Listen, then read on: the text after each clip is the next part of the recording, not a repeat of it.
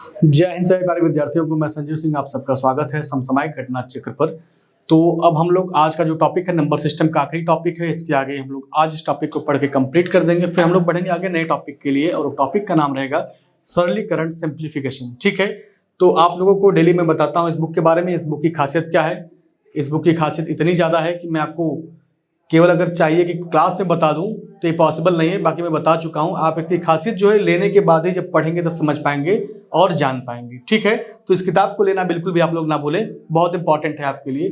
खासकर SSC CGL के SSC की जितनी भी वैकेंसियां हैं, जो भी आप एसएससी के एग्जाम देते हैं, चाहे सीजीएल हो, चाहे उसके बाद आपका एमटीएस हो, सीएचएसएल हो, दिल्ली पुलिस हो, तो हर वैकेंसी के लिए किताब बहुत इंपॉर्टेंट है आपका। ठीक है, चलिए तो देखिए आज का जो आपका पहला क्वेश्चन रहेगा, ये टॉपिक आपका आज ये कंप्लीट हो जाएगा नंबर सिस्टम का। नंबर सिस्टम में आप हर दिन अलग अलग टॉपिक पढ़े हैं आप, तो आज इसका आखिरी है। तो चलिए हम लोग कोई दिक्कत कोई परेशानी नहीं होना चाहिए, हम लोग आज इस क्लास को करके इस चैप्टर को ही कंप्लीट करते हैं। ठीक है, देखिए पहला क्वेश्चन यहाँ पर लिखा है, किसी संख्या के वर्ग तथा उसके घन के व्युत्क्रम का अनुपात यहाँ पर 243/16,807 दिया हुआ है। तो पूछा है वह संख्या ज्ञात कीजिए। ठीक है, वह संख्या पूछा है। ये क्वेश्चन अगर आप देखें तो एसएससी में पूछा गया है, सीएचएसएल में 2019 का सवाल है। ये 2019 में पूछा गया सवाल है। तो कभी भी अगर आप यहाँ पर घटना चक्र की क्लास अगर आप करते होंगे तो जिस चीज की आप तैयारी कर रहे होते हैं उसी से संबंधित जो भी क्वेश्चन आपके एग्जाम में आए हुए हैं वही पढ़ाए जाते हैं। ऐसा नहीं कि आप तैयारी कर रहे हैं एसएससी की तो मैं क्वेश्चन आपसे लगवाऊं यूपी ट्रिपल एससी का, या मैं क्वेश्चन लगवाऊं बैंक का, रेलवे का। ये पॉसिबल नहीं है। ये गलत भावनाओं में यहाँ पर कोई चीजें नहीं की जाती कि आपको मैं गुमराह किया जाए हमारे द्वारा या हमारी टीम के द्वारा, ऐसा कुछ भी नहीं होता है। तो जिस चीज की आप तैयारी करते हैं, तैयारी यहाँ पर आप कर रहे हैं एसएससी की, तो एसएससी के सारे क्वेश्चन आपको देखने को मिलेंगे। आप हमेशा डे बाय डे क्लास को आप करके देख सकते हैं कि किसी और वैकेंसी के क्वेश्चन यहाँ पर नहीं है। जो भी क्वेश्चन है सिर्फ एसएससी के क्वेश्चन है। देखिए कोई संख्या था मुझे पता नहीं है, तो सबसे पहले हम लोग क्या मानेंगे? हम लोग मानेंगे संख्या। हम लोग क्या मानेंगे? संख्या। चलिए हम लोग मान लेते हैं कोई संख्या x है। कोई संख्या क्या है मेरे भाई? x है। इस संख्या का वर्ग कर दीजिए।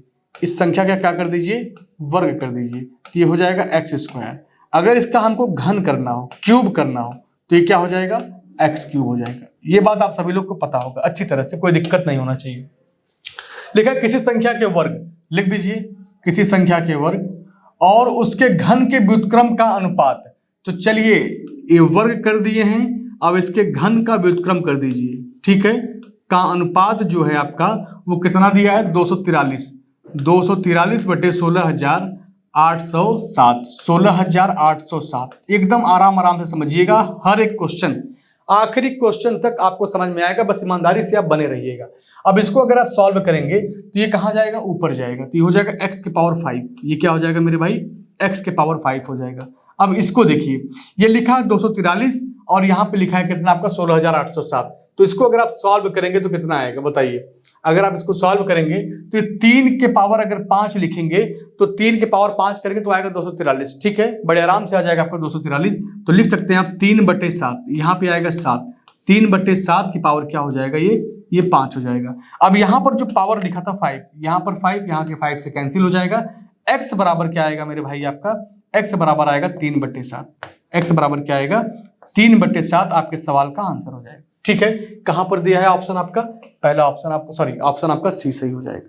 ऑप्शन क्या होगा आपका? सी आंसर आपका करेक्ट हो जाएगा। ठीक है, चलिए लगा लीजिएगा क्वेश्चन में, कोई दिक्कत नहीं होना चाहिए।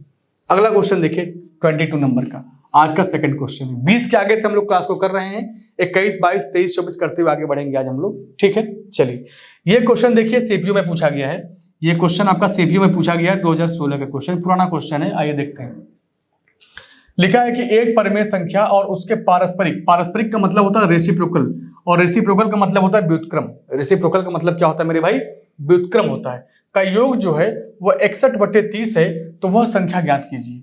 वह संख्या ज्ञात कीजिए। चलिए अगर इस क्वेश्चन को आपको लगाना हो तो आप x मान के भी लगा सकते हैं। अगर आपको x मान के नहीं लगाना है तो आप इसको ऑप्शन से भी कर सकते हैं। फिलहाल मैं आपको दोनों तरीके से बताऊंगा। चलिए कोई संख्या था, कोई परिमेय संख्या, मुझे नहीं पता है, तो हम लोग क्या लिखेंगे आप इसको?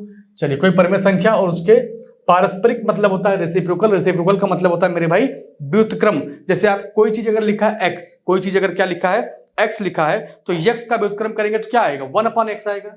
x का अगर व्युत्क्रम करेंगे तो क्या आएगा?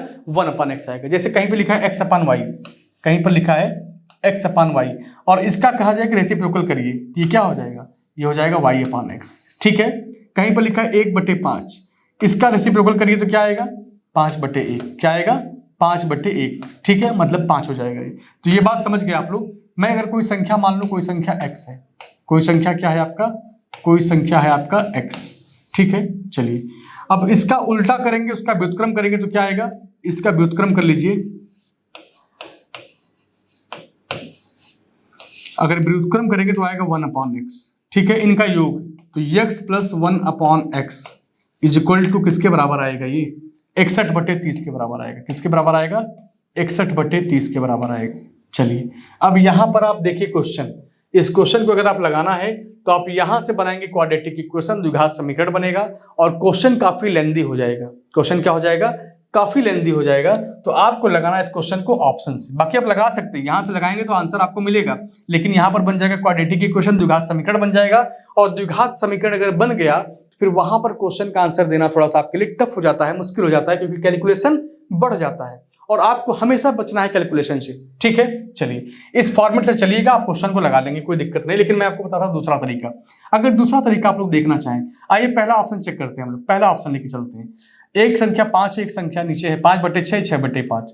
इसका योग निकाल दीजिए। अगर 5/6 लिखा है और यहाँ पर 6/5 लिखा है तो 5/5 कितना हो जाएगा 25 और 6 × 6 कितना हो जाएगा 36 और नीचे जोड़ेंगे 6×5 कितना हो जाएगा 30। इसको जोड़िए कितना आएगा, तो कितना आएगा भाई 6×5 11 हो जाएगा, 3 2 5 1 6, 61/30 आएगा। क्या आएगा 61/30 आएगा। आपके सवाल का आंसर कौन सा होगा 61/30। बिल्कुल ऑप्शन पहला ही जो दिया है, जो पहला ऑप्शन आपका दिया गया है, ये कंडीशन को क्या कर रहा है, सेटिस्फाई कर रहा है। तो आपको और किसी ऑप्शन पर जाने की जरूरत नहीं है, आपको किसी और ऑप्शन पर जाने की जरूरत नहीं है। ठीक है, चलिए अगला क्वेश्चन देखिए 23 नंबर का।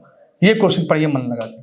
क्या लिखा है, क्वेश्चन लिखा है यदि 4 लगातार आने वाली प्राकृतिक संख्याओं के गुणनफल में एक प्राकृतिक संख्या q जोड़ने पर एक पूर्ण वर्ग बन जाता है तो p का मान ज्ञात कीजिए। यहां पर p का मान पूछा गया है आपसे और ये भी एग्जाम में पूछा गया, सीपीओ के एग्जाम में 2016 में आया हुआ क्वेश्चन है। ये कह रहा है कोई लगातार 4 प्राकृतिक संख्याएं हैं।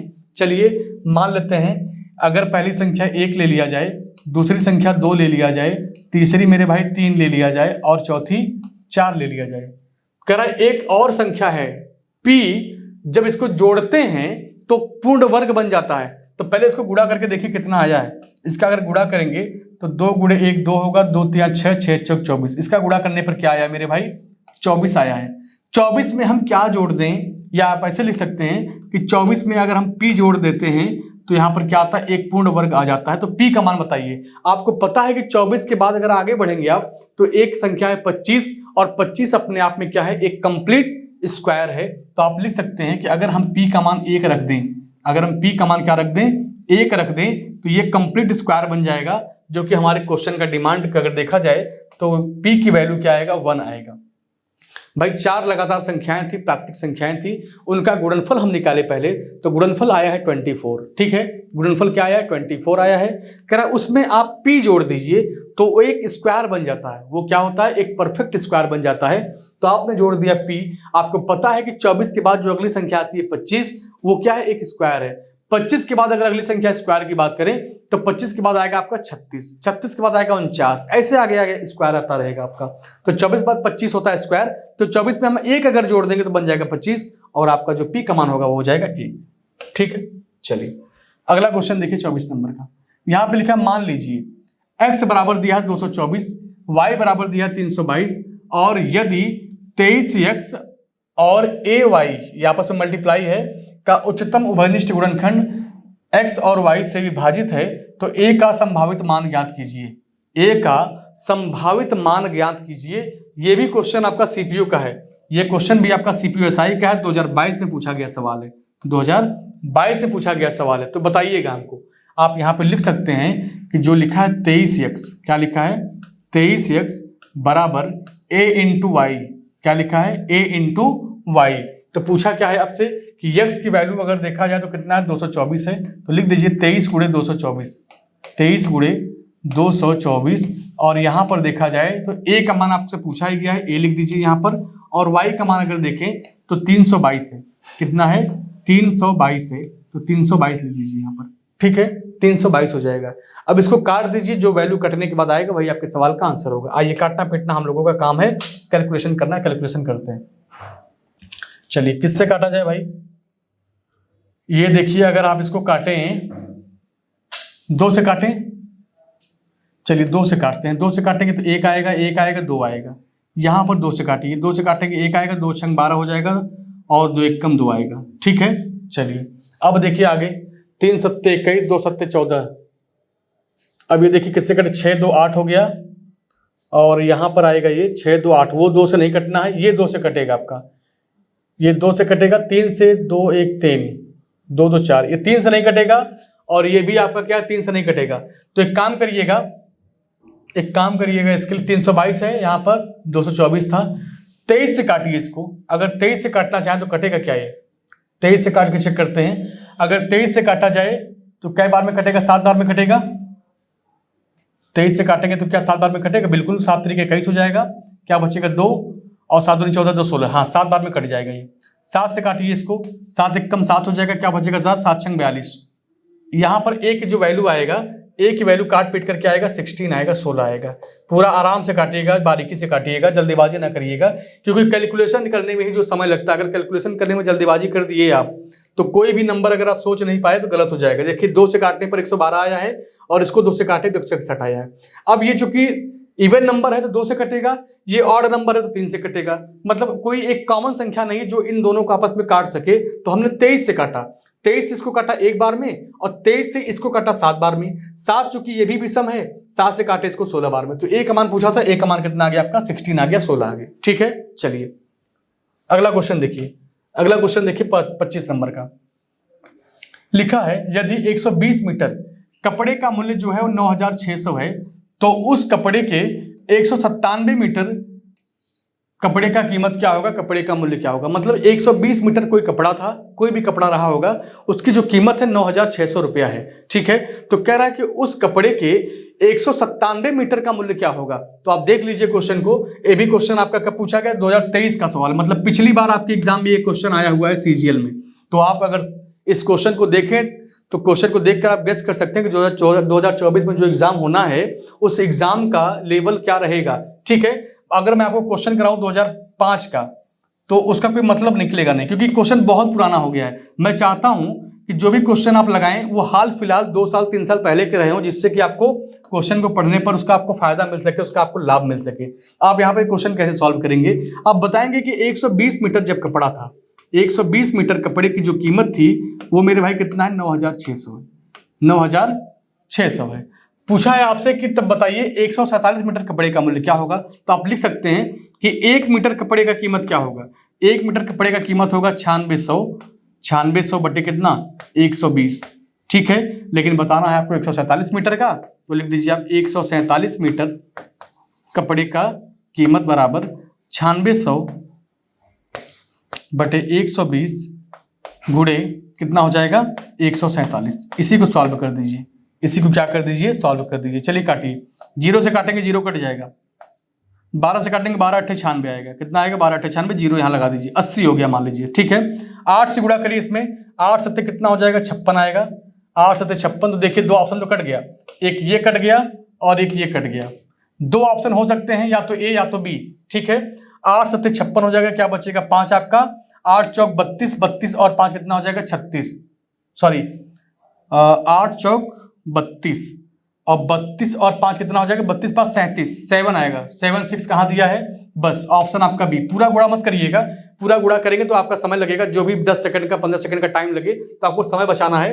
आप देख के चलिए कि आपका यहाँ पर 76 दिख गया, 76 यहाँ भी आ गया। आप मल्टीप्लाई करेंगे तो आगे की वैल्यू भी आएंगे, लेकिन आप समय बचाकर आप सीधे अपना आंसर टिक करके आगे बढ़ जाइए। यही आप अगर 20-20 सेकंड 10-10 सेकंड बचाएंगे और 10 सवालों का समय अगर बचा लिए तो फिर आपका पूरा 2-4 क्वेश्चन आप एक्स्ट्रा कर सकते हैं, उसी टाइम में आप एक्स्ट्रा कर सकते हैं। ठीक है, नहीं तो आप कैलकुलेट कर रहे हैं, देख भी रहे हैं कि यही आंसर मेरा सही भी हो रहा है, लेकिन जिद पर अड़े हैं कि नहीं मुझे पूरा वैल्यू लाना है तभी मैं टिक करूंगा। तो इसमें नुकसान किसका है, नुकसान आप अपना खुद करेंगे। ठीक है, चलिए देखिए 26 नंबर का क्वेश्चन लिखा है कि यदि 150 रुपए में 8 रुपए प्रति पेन का मूल्य से 8 पेन, 5 रुपए प्रति रबड़ के मूल्य से 10 रबड़ और 4 रुपए प्रति कटर के मूल्य से कुछ कटर खरीदता है, प्रत्येक वस्तु का औसत मूल्य बताइए। जैसे मान लीजिए आपको मैं बता दूं कि ये भी क्वेश्चन 2023 का है, सीजीएल का क्वेश्चन है। मतलब एक आदमी था, एक लड़का था, वह 150 रुपया लेकर मार्केट में गया। ठीक है, वो क्या करता है, वो कहता है कि मैं 8 रुपए प्रति पेन के हिसाब से मैं 10 पेन खरीदता हूं। भाई 10 पेन खरीदता है, एक पेन की कीमत अगर 8 रुपया है तो पेन की अगर मैं बात करूं तो पेन कितने में मिला होगा, 8 दहा में 80 रुपए में पेन मिल गया होगा, 80 रुपए में पेन मिल गया होगा। अगर मैं रबड़ की बात करूं तो कह रहा 5 रुपए प्रति रबड़ के मूल्य से 10 रबड़ में खरीदता हूं। भाई एक रबड़ की कीमत अगर 5 रुपया है तो 10 रबड़ की कीमत कितनी होगी, 10 पचे 50 रुपया होगा, 10 पचे कितना होगा, 50 रुपया होगा। ठीक है, अब बताइए 150 लेके गया था, 8 और 5 13, 130 रुपए का सामान खरीद लिया है, 130 रुपए का सामान खरीद लिया है। उसके पास शेष कितना बचा है, उसके पास शेष कितना पैसा बचा है, तो आप कहेंगे सर उसके पास 20 रुपया बचा हुआ है। और जब वह कटर खरीदता है तो कहता है कि मैं एक कटर खरीदता हूं 4 रुपए, 20 रुपया बचा है। अगर आप 20 में अगर 4 से भाग दे दें तो क्या आएगा, 5 कटर खरीदेगा। कितना खरीदेगा, 5 कटर खरीदेगा वो। ठीक है, ये बात समझ गए, 5 कटर खरीदेगा।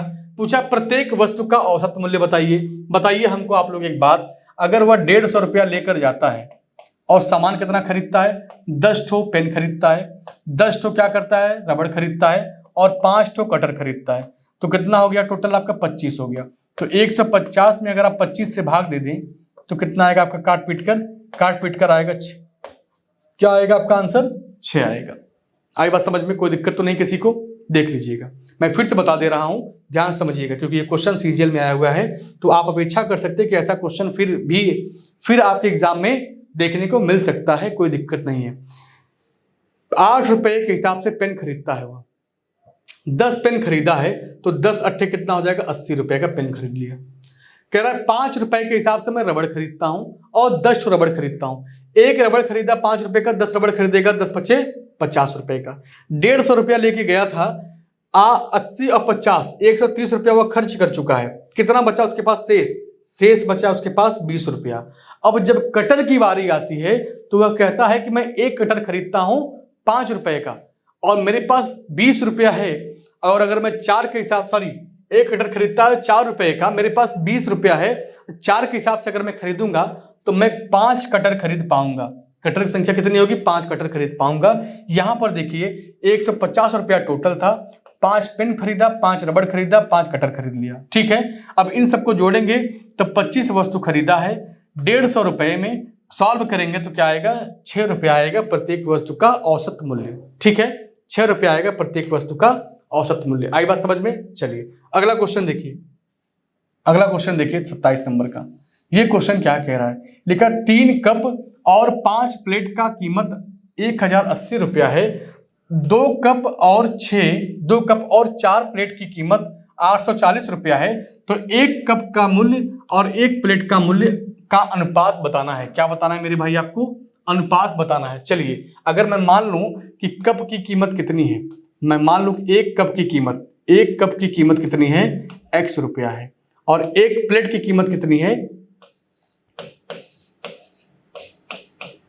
y रुपया है।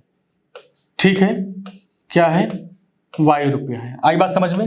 चलिए अब बताइएगा मुझे आप लोग, 1 कप की कीमत x रुपया है, 1 प्लेट की कीमत y रुपया है। 3 कप खरीदेगा तो क्या हो जाएगा, 3x हो जाएगा। 5 प्लेट खरीदेगा तो कितना हो जाएगा, 5y हो जाएगा। ठीक है, ये किसके बराबर आया है, ये 1080 के बराबर आया है। सही है, बिल्कुल सही है। अब यहां पे कह रहा है कि 2 कप मतलब 2x प्लस और कितना है, 4 प्लेट मतलब 4y, और ये किसके बराबर होगा, 840 के बराबर होगा।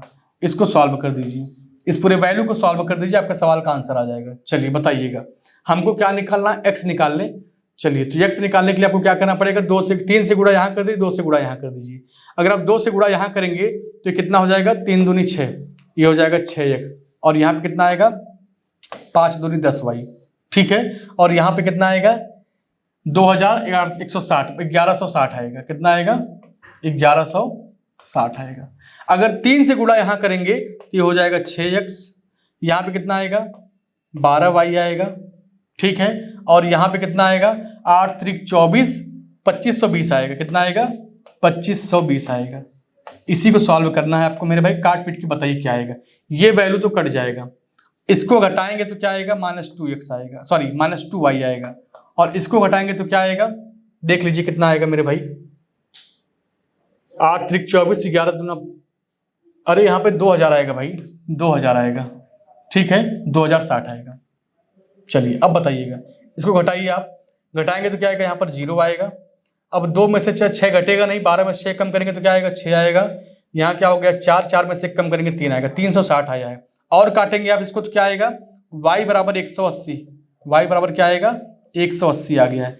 इसी y का मान आप कहीं भी उठा के रख सकते हैं। इक्वेशन बन गया है आपका, इसी y का मान कहीं भी उठा के रख दीजिए। चलिए यहाँ रखते हैं, 18 चौक 72, 720 यहाँ पर आएगा। 18 चौक कितना होता है? 72। तो यहाँ पर अगर 840 में से अगर आप 720 घटा दें तो कितना बचेगा आपके पास? आप कहेंगे 120 बचेगा। और 120 किसके बराबर है? 2x के बराबर है। अगर 2x बराबर 120 है तो x बराबर कितना आएगा? 60 आएगा। x बराबर कितना आएगा? 60 आएगा। चलिए y बराबर 180, x बराबर 60 पूछा है इनका अनुपात, तो आप लिख सकते हैं x ratio y। x ratio y बराबर क्या हो जाएगा? 60 रेशियो 180, 60 रेशियो 180 हो जाएगा। काट दीजिए इसको, 1 रेशियो 3 क्या आएगा? 1 रेशियो 3 कहीं पर दिया है, बिल्कुल ऑप्शन आपका सी सही हो जाएगा। क्या होगा? सी ऑप्शन आपका करेक्ट हो जाएगा। ठीक है, चलिए यहां पर 2 इक्वेशन बनाइएगा। इक्वेशन पहला हो गया आपका, और यहां पर एक इक्वेशन बनाइएगा, ये दूसरा हो गया। इन्हीं दोनों इक्वेशन को सॉल्व करेंगे, एक्स और वाई का आपको मान पता चल जाएगा। और एक्स वाई का मान उठा के कहां रख देंगे? रेशियो में रख देंगे। जो कट पिट के आएगा वही आपके सवाल का आंसर हो जाएगा। ठीक है, चलिए 28 नंबर का क्वेश्चन देखिए। यहाँ पे लिखा है सोने की 4 अंगूठियों और 2 चूड़ियों का कीमत जो है वो 40,000 रुपया है। तो पूछ रहा है आपसे 10 अंगूठियों और 5 चूड़ियों का मूल्य क्या होगा। 2023 का सवाल है, ये भी CHSL में पूछा गया है। चलिए बताइएगा, यहाँ पे दिया है कि 4 अंगूठी है, 4 अंगूठी हैं, और उसके बाद देखा जाए तो कितने चूड़ी हैं? 2 चूड़ी हैं, 2 चूड़ी हैं। ये किसके बराबर है?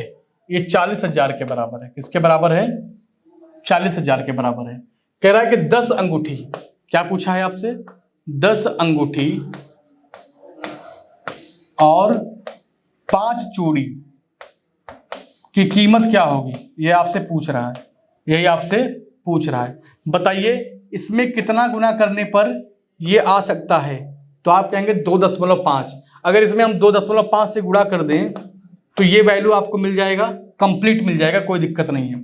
अगर इधर 2.5 से गुणा करने पर ये वैल्यू आ रहा है तो मैं कहूँगा इधर भी अगर हम 2.5 से गुणा कर दें तो हमको ये भी वैल्यू मिल जाएगा जो हमारे सवाल का आंसर है।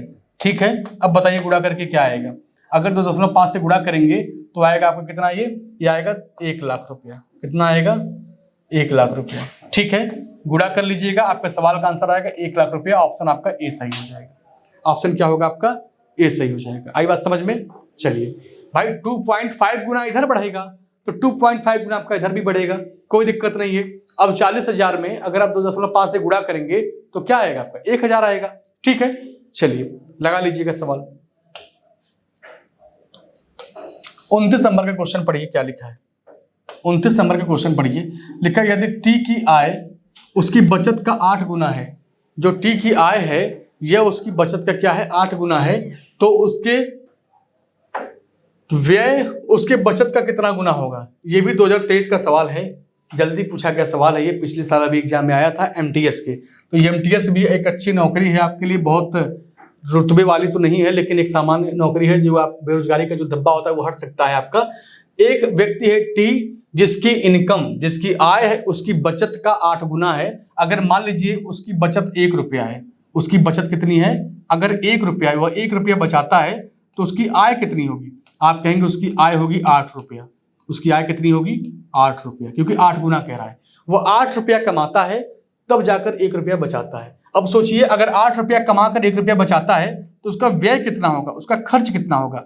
आप कहेंगे उसका खर्च 7 रुपये का होगा। भाई जाहिर सी बात है, 8 कमाया कर अगर 1 ही बचाता है तो 7 रुपया तो खर्च करेगा ही करेगा। अब पूछा क्या है कि उसका जो व्यय है उसके बचत का कितना है। अगर व्यय की बात करें तो व्यय उसका 7 रुपया है, बचत उसका 1 रुपया है, तो व्यय बचत का कितना गुना है? आप कहेंगे 7 गुना है। अगर ये 1 रुपया बचाता है तो 7 रुपया खर्च कर रहा है, कितना गुना हो जाएगा? 7 रुपया हो जाएगा। ऑप्शन आपका क्या होगा? सी सही, सॉरी ऑप्शन आपका क्या होगा? डी सही हो जाएगा। ठीक है, चलिए एकदम आसान क्वेश्चन है, अगर लगाएंगे आप 100 मान के लगाएंगे तो बहुत लंबा चला जाएगा। आप इन सब चीजों से बच के रहिए, एकदम सिंपल देखिए व्यवहारिक जीवन में। मान लीजिए हम 1 रुपया बचाते हैं, तो कहता है कि कितना कमाते थे आप? कह रहा जितना कमाते, जितना आप बचाए हो उसका 8 गुना कर दो, वही आप कमाते थे। हमने कहा 1 रुपया बचा रहे हैं तो इसका 8 गुना करेंगे तो क्या आएगा? 8 रुपया आएगा, मतलब हम 8 रुपया कमा रहे होंगे।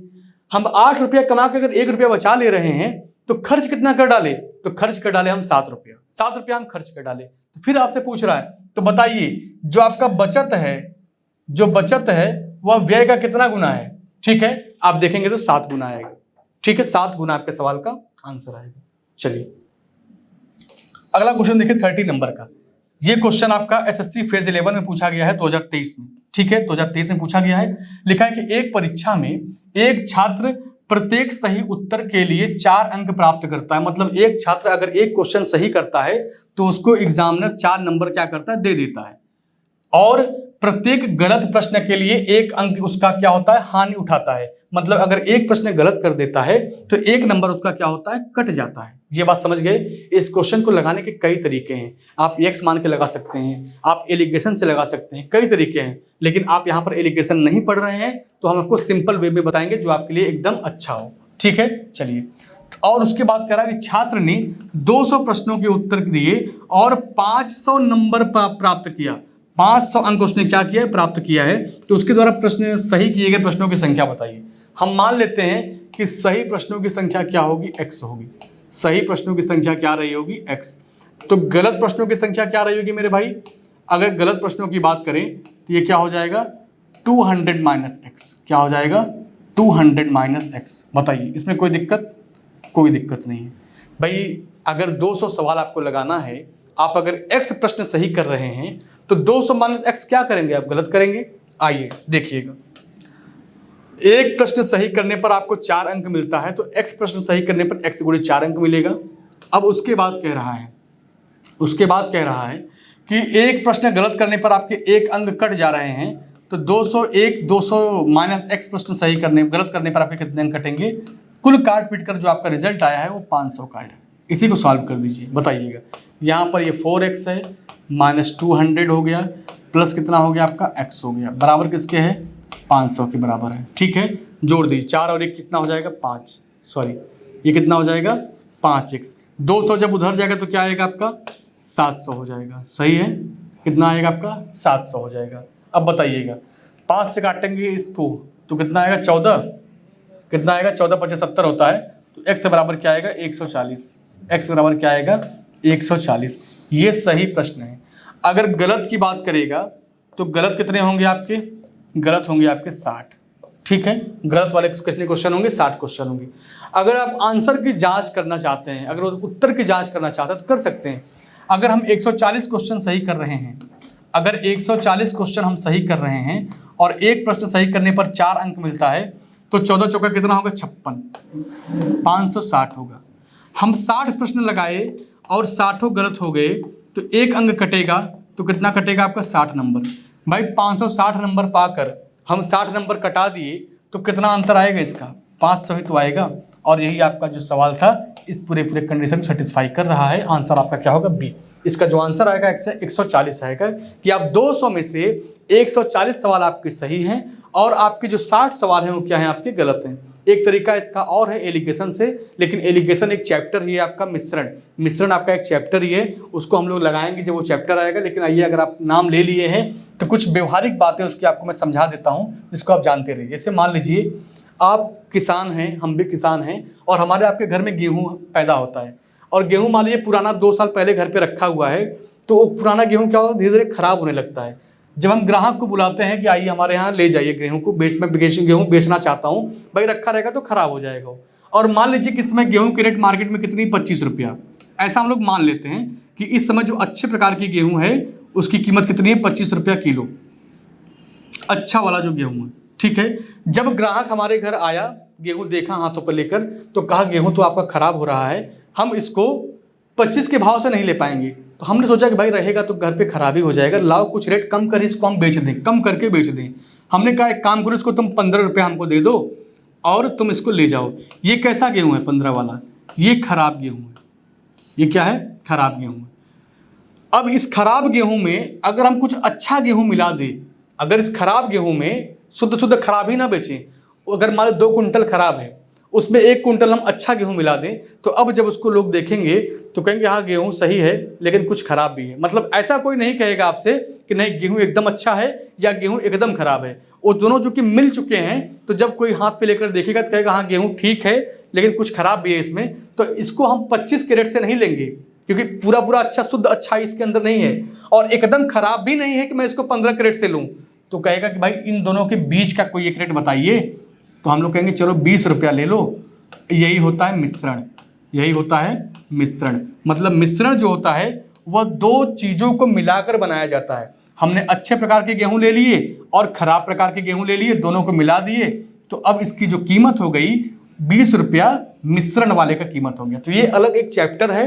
फिलहाल हम लोग जब उस चैप्टर पर आएंगे तो उस चैप्टर में इसको हम डिटेल से और पढ़ेंगे। ठीक है, चलिए अगला क्वेश्चन देखिएगा 31 नंबर का। यहाँ पे लिखा है कि एक छात्रावास के मेस में एक सप्ताह के लिए 217 अंडों की आवश्यकता होती है। मतलब एक छात्रावास है, मतलब वहाँ पे बच्चे पढ़ते हैं, रहते हैं, सोते हैं, हॉस्टल समझ लीजिए आप, वहाँ पर रहने की पूरी व्यवस्था है।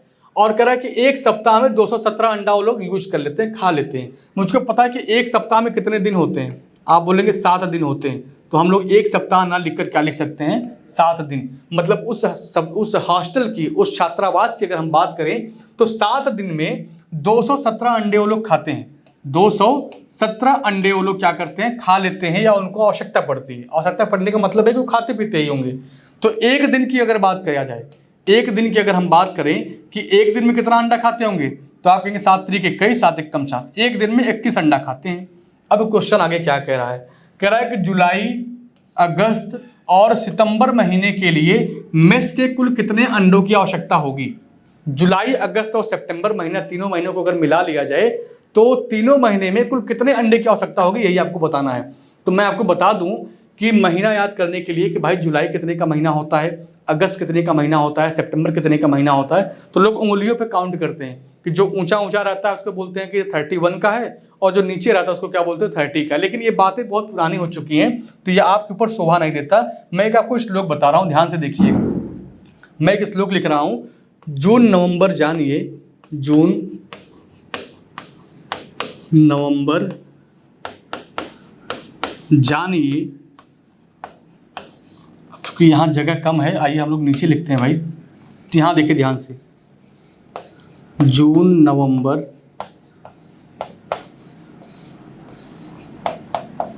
जानिए, अप्रैल सितंबर 30, अप्रैल सितंबर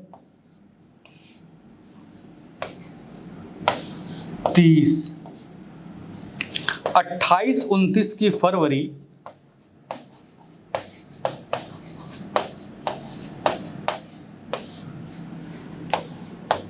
बाकी सब 31, बाकी सब 31। ठीक है, चलिए इसको ध्यान समझिएगा।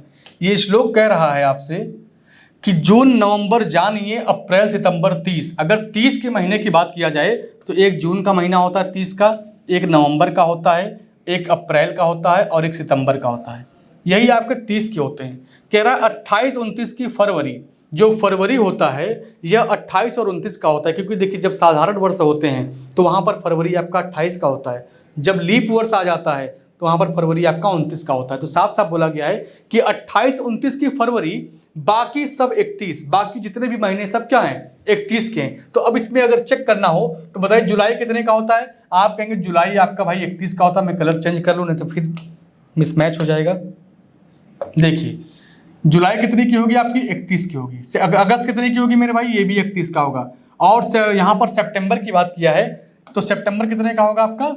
30 का होगा। देखिए सितंबर लिखा है ना कि जून नवंबर जानिए, अप्रैल सितंबर 30, सितंबर 30 का है, और यहाँ पर 28-29 का फरवरी छोड़ दिया जाए तो बाकी जो भी हैं सबके सब क्या होंगे? 31 के होंगे। ठीक है, चलिए अब इसको हटाते हैं हम लोग आते हैं क्वेश्चन की तरफ, इसको सॉल्व करते हैं।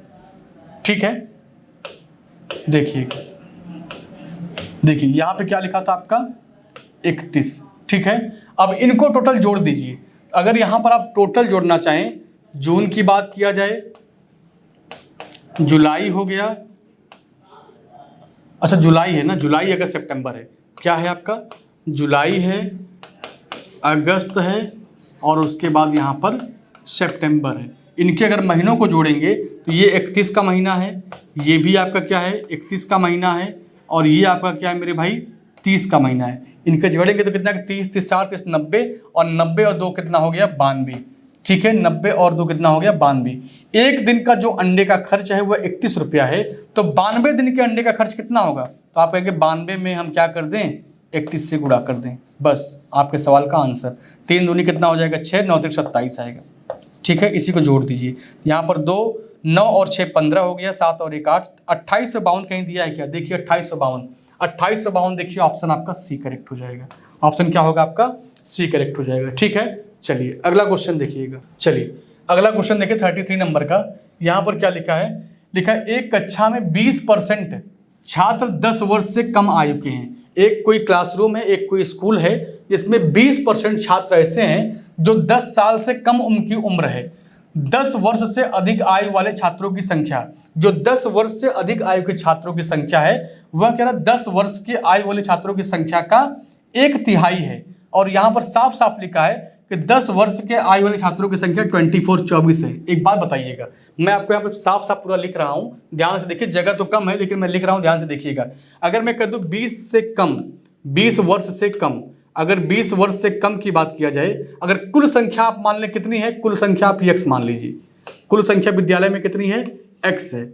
अगर कुल संख्या का 20% कहा है तो 20 का मतलब होता है 1/5, या इसको और अगर शॉर्टकट में लिखना चाहते हो तो आप लिख सकते हैं कि x/5। क्या लिख सकते हैं? x/5। ये 20 वर्ष से क्या है? 20 वर्ष से कम है, 20 वर्ष से ये कम है। ठीक है, ये x/5 जो है। अब एक बात और लिख लीजिए कि यदि 10 वर्ष के आयु वाले छात्र कितने हैं? 24 हैं। आप एग्जैक्ट लिख दीजिए कि 10 वर्ष से अधिक, 10 वर्ष से अधिक,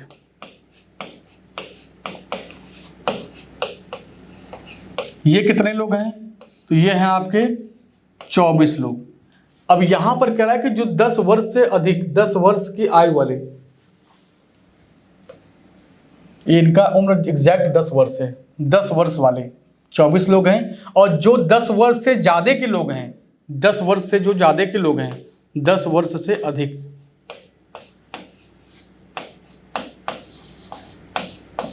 जगह कम होने की वजह से मैं पूरा लैंग्वेज नहीं लिख रहा हूं, बस समझते रहिएगा कि ये 10 वर्ष से अधिक वाले हैं, ये 10 वर्ष वाले एग्जैक्ट हैं। और इनकी जो संख्या कह रहा है कि जो 24 है इसका 1/3 है, और अगर 24 का 1/3 करेंगे आप तो काट पीट कर कितना आएगा? ये 8 आएगा। काट पीट के कितना आएगा? 8 आएगा। चलिए अब यहाँ पर स्टार्टिंग में क्या लिखा था कि एक कक्षा में 20% छात्र ऐसे जो 10 वर्ष से कम हैं। तो 10 वर्ष से कम की अगर बात किया जाए तो 10 वर्ष से कम कितने हैं? x/5 है। इन्हीं सबको जोड़ दीजिए, इन्हीं सबको जोड़ दीजिए। चलिए जोड़िए, तो x/5 हो जाएगा, प्लस कितना आएगा यहाँ पर? प्लस 24 हो गया, प्लस 8 हो गया, और इन सबको जोड़ेंगे तो ये x के बराबर होगा। किसके बराबर होगा? x के बराबर होगा। जोड़िए, तो 24 8 कितना हो जाएगा? 32 हो जाएगा। तो x वाले को एक तरफ भेज दीजिए, नंबर्स को एक तरफ रहने दीजिए। चलिए एक काम करते हैं हम लोग, अगर हम यहाँ पे लिख दें x/5, और यहाँ पे क्या लिख दें?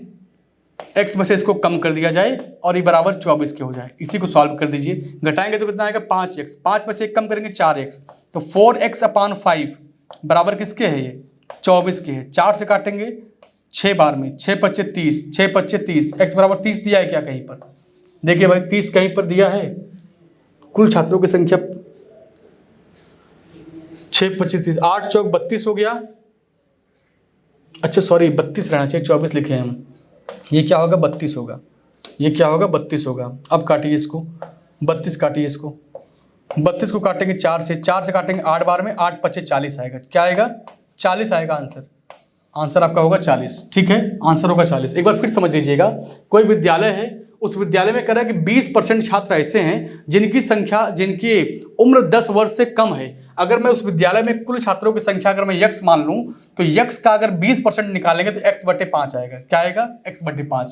और सवाल में साफ साफ बोला है कि 10 वर्ष के जो आयु वाले छात्र हैं वो 24 हैं। तो मैं यहां पे लिखा हूं कि जो 10 वर्ष वाले छात्र हैं वो 24 हैं। और कह रहा है कि जो 10 वर्ष से अधिक आयु वाले छात्र हैं उनकी संख्या 10 वर्ष वाले छात्रों की संख्या का 1/3 है। अगर 10 वर्ष से अधिक छात्रों की बात करें तो 24 का 1/3 करेंगे तो क्या आएगा? 8 आएगा। ये 10 वर्ष से कम वाले हैं, ये 10 वर्ष वाले हैं और ये 10 वर्ष से अधिक वाले हैं। तीनों को जोड़ दीजिए तो कुल संख्या के बराबर हो जाएगा। इन सबको जोड़ के सॉल्व करेंगे तो घटाएंगे, एक्स वाले को एक तरफ भेज दीजिएगा और नंबर्स को एक तरफ रहने दीजिएगा। घटाने पे क्या आएगा? 4x/5 = 32 आएगा। काट पीट कर आप निकालेंगे तो x बराबर क्या आएगा? 40 आएगा। और यही पूछा था कुल छात्र कितने हैं, तो कुल छात्र मतलब क्या? x की वैल्यू पूछ रहा था, x बराबर क्या आ गया आपका? 40 आ गया। ठीक है, एक नॉर्मल सा क्वेश्चन बनेगा, उस इक्वेशन को आपको सॉल्व करना रहेगा। ठीक है, चलिए अब अगला क्वेश्चन देखिए 34 नंबर का। एक लड़का 1 से 10 तक की सभी प्राकृतिक संख्याओं को जोड़ता है, लेकिन वह एक संख्या को 2 बार जोड़ देता है, जिसके कारण योगफल क्या हो जाता है? 58 हो जाता है। वह कौन सी संख्या है जिसको वह क्या करता है? 2 बार जोड़ता है। एक कोई बच्चा है, 2017 में पूछा गया सवाल है, सीपीओ का क्वेश्चन है, अच्छा है, सीपीओ एसआई में पूछा गया सवाल है तो क्वेश्चन अच्छा ही होगा, जाहिर सी बात है। एक लड़का जिससे कहा गया कि संख्याओं को जोड़िए आप 1 से लेकर 10 तक, और अगर 1 से लेकर 10 तक संख्याओं को आप जोड़ेंगे मतलब प्राकृतिक संख्या की बात कर रहा है। 1 हो गया, 2 हो गया, 3 हो गया, डॉट डॉट डॉट डॉट कहाँ तक जाएंगे? 10 तक जाएंगे।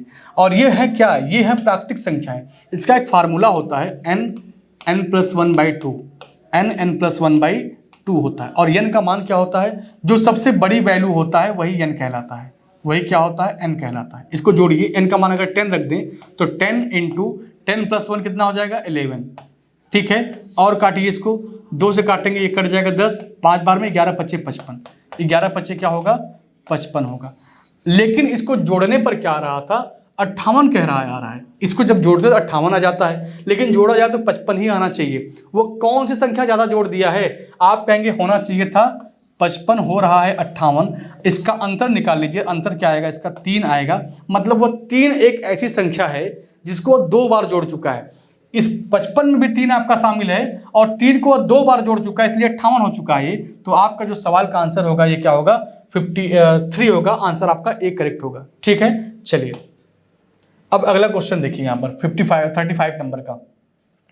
लिखा है एक लड़की अपने बगीचे में पेड़ों को पंक्ति में इस प्रकार लगाना चाहती है कि प्रत्येक पंक्ति में पेड़ों की संख्या समान हो। मतलब एक लड़की है, वो चाहती है कि मैं अपने बगीचे में पेड़ों को लगाना चाहती हूँ। ठीक है, और वह देखा जाए तो पंक्तियां ऐसे बनी रहती हैं। मान लीजिए लाइन लाइन ऐसे पंक्तियां बनी है, इन पंक्तियों पे क्या करता है? पेड़ लगाना चाहती है। मान लीजिए पेड़ यहाँ पर लगा दी। अगर यहाँ पर मान लीजिए 4 पेड़ लगाई इस पंक्ति में, तो यहाँ ऐसा नहीं कि यहाँ पे 6 लगा देगी, यहाँ पे 7 लगा देगी। कह रही प्रत्येक पंक्ति में पेड़ों की संख्या क्या होनी चाहिए? समान होना चाहिए, न किसी में कम और न किसी में ज्यादा है। यही आपसे कह रही है लड़की। अब क्वेश्चन को पढ़ के हम लोग क्या करेंगे? क्वेश्चन को सॉल्व करेंगे। एक लड़की अपने बगीचे में पेड़ों की पंक्तियों में इस प्रकार पेड़ लगाना चाहती है कि प्रत्येक पंक्ति में पेड़ों की संख्या समान रहे, जैसा कि आपको मैंने फिगर से भी दिखाया है।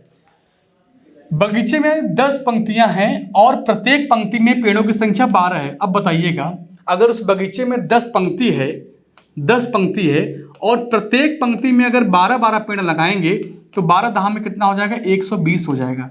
वह बेचारी 120 पेड़ अपने बगीचे में लगा चुकी है।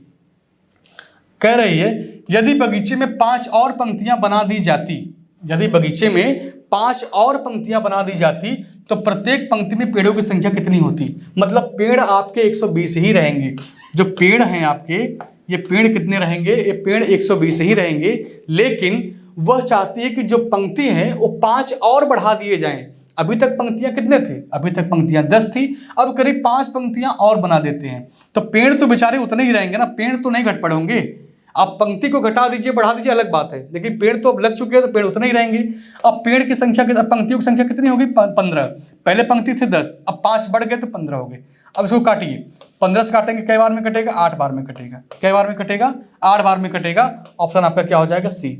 ऑप्शन क्या हो जाएगा आपका? सी। ठीक है, चलिए एक क्वेश्चन देखिए हमने छोड़ के रखा था, आइए इस क्वेश्चन को 32 नंबर का क्वेश्चन है भाई, एक बार देखा जाए इस क्वेश्चन में क्या है।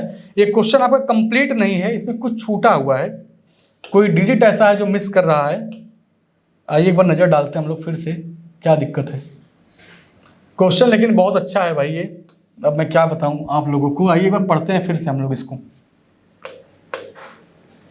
लिखा है कोई आदमी अपनी संपत्ति का 1/2वां भाग क्या करता है भाई, अपनी पुत्री को दे देता है। चलिए सही है,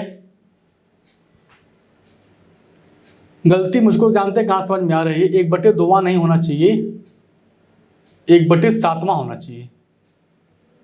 इसको एक काम करिएगा, इसको 7 बना के देखिए। इसको क्या बना दें हम लोग, इसको हम लोग क्या बना दें मेरे भाई, 7 बना दें। आइए 7 बन गया है, दिख तो रहा है 7 की तरह ना, सही है, 7 की तरह दिख भी रहा है आपको। अब पढ़िए क्वेश्चन को। कोई आदमी अपनी संपत्ति का 1/7वां भाग अपनी पुत्री के लिए तथा शेष भाग अपने पुत्रों में, अब जो भी बचा है उसके पास शेष भाग अपने पुत्रों में समान रूप से बांट देता है। मतलब अब पुत्रों में भेदभाव नहीं करता कि मैं बड़े वाले पुत्र को ज्यादा दूंगा, छोटे वाले को कम दूंगा, या छोटे वाले को ज्यादा दूंगा, ऐसा कुछ नहीं करता वो। बेटों में कह रहा समान रूप से मैं उसको छोड़ने के लिए तैयार हूं, बांट दूंगा। यदि प्रत्येक पुत्र का अंश पुत्री के अंश का क्या है, दोगुना है। अगर पुत्री को मान लीजिए 1 रुपया दिया है तो पुत्र को कितना देगा वो, पुत्र को देगा 2 रुपया। मतलब जितना वो पुत्री को दिया है उस पुत्री का दुगुना देगा पुत्रों को। तो कह रहा है पुत्रों की संख्या बताइए। अब चूंकि यहां पर अगर 7 लिखा है तो मैं मान लूंगा कि पिताजी के पास कितना रुपया रहा होगा, पिताजी के पास कुल रहा होगा 21 रुपया। हम 21 क्यों मान रहे हैं मैं आपको ये भी बता दूं, हम 21 इसलिए मान रहे हैं क्योंकि ये 21 7 से कट जाएगा। 21 क्या होगा आपका, 7 से कट जाएगा। अगर पिताजी के पास टोटल 21 रुपया है तो पुत्री को कितना मिलेगा आप बताइए। आप कहेंगे 21 का 1/7, क्योंकि 1/7वां भाग दिया है, तो 21 का जब 1/7 निकालेंगे तो काट पीट कर क्या आएगा, 3 आएगा। कितना आएगा, 3 आएगा। मतलब प्रत्येक पुत्री को कितना मिल रहा है, 3-3 रुपया मिल रहा है। अब पुत्र की बात कर लीजिए, पुत्र की बात कर लीजिए, पुत्र को कितना मिलेगा। सवाल कहता है कि प्रत्येक पुत्र का हिस्सा जो है, अंश जो है, वह पुत्री के संपत्ति के अंश का दुगुना है। अगर पुत्री को 3-3 रुपया दिया है तो 3 का दुगुना क्या होगा, 6 रुपया। पुत्र को कितना देगा, 6 रुपया। लेकिन पिताजी के पास अगर देखें हम तो टोटल 21 रुपया था, 3 रुपया बेटी ले ली है। अब पिताजी के पास कितना बचा, आप कहेंगे पिताजी के पास 18 रुपया बचा हुआ है। और पिताजी एक बेटे को कितना देते हैं, 6 रुपया देते हैं। तो 18 रुपये को अगर 6 के हिसाब से हम बांटना चाहें तो कितने बेटे होंगे पिताजी के, 3 बेटे होंगे। तो ऑप्शन क्या होगा आपका, ऑप्शन होगा ऑप्शन नंबर बी। मतलब पिताजी के 3 बेटे होंगे। अगर पिताजी के तीनों बेटे 6-6 रुपया अगर पा जाएं तो 18 रुपया तो बेटे ले लेंगे, और 3 रुपया कौन पाई है, इनकी बेटी पाई है। 3 रुपया कौन पाई है, इनकी बेटी पाई है। और इन सबको जब जोड़ेंगे तो टोटल 21 रुपये के बराबर आएगा, जो पिताजी पहले से अपनी संपत्ति बनाकर रखे थे। तो जो वैल्यू हमको यहाँ पर लगा 7 एकदम सही होना चाहिए, और सही भी आपके आंसर के हिसाब से एकदम परफेक्ट बैठा। तो आप इसको करेक्शन करके 7 बना लीजिएगा। तो चलिए, आपका क्वेश्चन ये 2010 में पूछा गया था। तो आज हम लोग जो नंबर सिस्टम पढ़ रहे थे, जो नंबर सिस्टम हम लोग पढ़ रहे थे मेरे भाई, वो आपका कंप्लीट हुआ है। अब कल से हम लोग क्या करेंगे, कल से अब नए टॉपिक के साथ आएंगे। कल छुट्टी है क्योंकि कल मुहर्रम का त्यौहार है, तो कल आपकी क्लास बंद रहेगी।